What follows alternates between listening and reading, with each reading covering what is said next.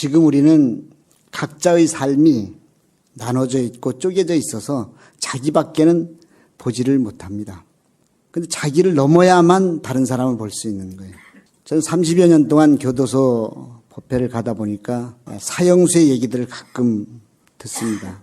사형수들한테 나타나는 현상이 사형이 확정되기 전까지는 자기밖에 안 보이는 거예요. 내가 살아야 되겠다는 생각밖에 안 보이는 거예요. 그러니까 날카로워 있어요. 건드리지를 못해요. 그래서 사형수는 대부분 독방에다 혼자 둡니다. 같이 두면 언제 무슨 사고를 칠지 모르는 거예요. 근데 사형이 확정이 되고 나면 이제는 죽었구나. 이제 살 길이 없다고 확정되고 나면 변한다는 거예요. 어떤 사형수는 한 끼에 주는 작은 밥인데도 그때부터 밖이 보이기 시작한 거예요. 어느 날 보니까 창문 밖에 까치가 날아와요. 그래서 자기 밥을 나누어서 까치를 주기 시작한 거예요. 어느 날 보니까 사각사각 소리가 나서 보니까 조그마한 쥐 한 마리가 왔다 갔다 하는 거예요. 그래서 자기 밥을 또 나눠 쥐를 줍니다. 이제는 자기가 아닌 다른 생명이 보이기 시작하는 거예요. 나를 포기하니까 다른 사람이 보이는 거예요. 우리는 왜 못 보느냐? 전부 내 생각에 갇혀있기 때문에 다른 사람을 못 보는 거예요. 그래서 불교의 첫 걸음은 나에 갇혀있는 생각으로부터 자유로워져라. 그게 무아사상 아닙니까? 나라고 고집할 수 있는 것, 이건 허상이다. 나라고 생각하는 것, 이건 변하는 것이다. 그래서 금강경에서는 일체유의법이 몽, 환, 포, 영, 로, 전 6가지로 표현하죠. 꿈과 같은 것이고 헛개비 같은 거예요. 그림자 같은 것이고 이슬 같은 것이고 번개불 같은 거예요.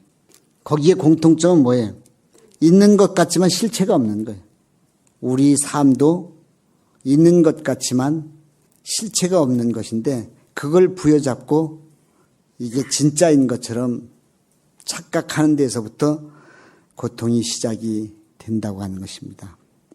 장자는 제물론에서 지혜 있는 사람이 보는 안목을 4가지를 얘기합니다. 가장 지극한 사람은 사물이 있지 않은 세상을 보는 거예요. 천지가 나누어지기 전의 세상을 보는 거예요. 이게 불교에서는 뭡니까? 이게 본성의 자리고 마음 자리고 도의 근원이고 이걸 장자도 얘기하는 거예요. 천지가 나누어지기 전에 물질이 생기기 전에 세상이 있다는 것을 아는 거예요. 두 번째는 사물은 있지만 아직 구분이 나눠지지 않았어요. 물질이 생기긴 했는데 산이니 강이니 하는 구분이 아직 지어지지 않은 거예요. 세 번째는 사물이 구분은 지어졌는데 아직 시비가 생기지 않았어요. 좋다, 나쁘다, 옳다, 그러다 시비가 아직 생기기 전이에요. 네 번째 마지막은 시비가 분분한 거예요.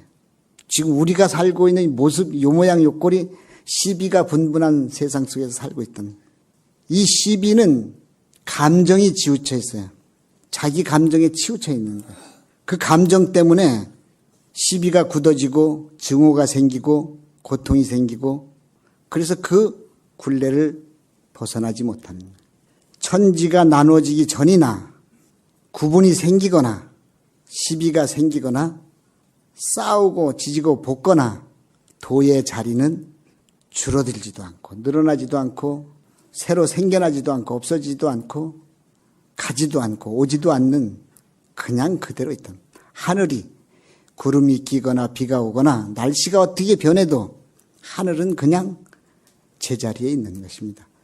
요 시비가 지나가고 나면 태풍이 지나가고 나면 눈비가 지나가고 나면 청청 하늘은 항상 그대로가 있는 것입니다. 그 속에서 우리는 어떻게 살아야 하는가. 그 박노해 시인의 시에 그런 시가 있더라고요. 과거를 팔아서 현재를 살지 말 것. 어떤 사람은 과거에 사로잡아 특히 고위직에 있던 사람, 과거에 잘 살았던 사람, 이런 사람들이 항상 모임에 가면 내가 왕년에 뭐였었는데 그때 내가 잘 나갈 때는 뭐 어땠었는데 우리 집에 금송아리가 몇 마리 있는데 항상 과거를 팔아서 사는 거예요. 그래서 우리 복지관에도 노인정이 있는데 매일 점심을 해드립니다. 한 150명 어르신들 점심 해드리는데 거기에 제일 환영받지 못하는 분이 누군가 하면 옛날 얘기하는 분이에요. 꼭 옛날에 그 습기가 남아있어가지고 꼭 앞자리에 앉으려고 하고 꼭 누가 갖다 먹는 게 아니고 갖다 주기를 바라고 이게 과거를 팔아서 현재를 살려고 하는 거예요. 현실이 미래를 잡아먹지 말 것. 근데 또 꿈이 없는 사람 이것도 안 되는 거예요. 미래에 꿈이 있어야 되는데 현실을 흐리멍텅하게 살면 미래를 잡아먹는 거예요. 살아갈수록 우리는 향상이 돼야 되잖아요. 스님들이 쓰는 선구 중에 제가 마음에 드는 게 향상일로예요. 향상일로. 우리는 어제보다 오늘이 낫고 오늘보다 내일이 나아야 될 것 아닙니까? 살림살이가 뭐 돈이 나아지라는 게 아니라 마음의 여유가 나아지고 생각의 폭이 넓어지고 정신의 힘이 증대돼야 되는 거예요. 그래서 현실이 미래를 잡아먹어서는 안 돼. 미래 우리의 꿈은 무엇입니까? 도를 이루는 것 아니에요? 성불하는 거잖아. 그럼 절에를 다니는 연수가 깊어질수록 1년, 2년, 10년이 지나갈수록 점점 부처님의 나라에 가까워져야 될 것 아니에요? 근데 가만히 보면 옛날 스님들이 좀 나쁜 말로 하면 절에 오래 다니면 도깨비 된다 그러는 거예요. 어느 절에 금년 4월 초파일에 주지 스님이 방에다가 뭘 써놨다. 누가 나한테 와서 일러주더라고요. 우리 절 주지 스님이 뭐라고 써 있느냐. 노보살님들은 제발 공양보살님한테 간섭하지 마시오. 얼마나 공양보살을 들들 볶아갖고 공양보살이 몇 달을 못 버틴다는 거예요. 그렇게 써붙였다는 거예요.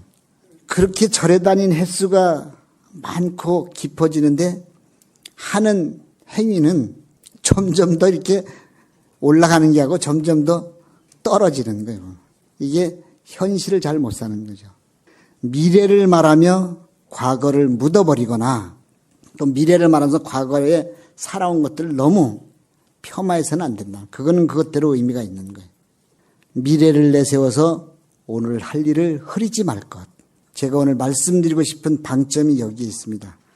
미래를 내세워서 오늘 할 일을 흐리지 말 것. 부처님의 말씀을 잘 분석해 보면 지금 바로 여기에서 우리가 존재하지 않으면 어느 곳에도 우리는 없다는 거예요.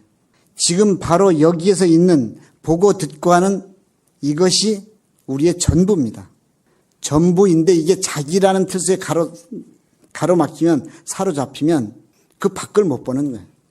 그래서 여기에서 우리가 어떻게 무엇을 할 것인가 이게 확립되지 않으면 우리는 계속 헛다리 짚고 내가 가려운데 남의 다리 긁고 있는 거와 마찬가지란 말이에요.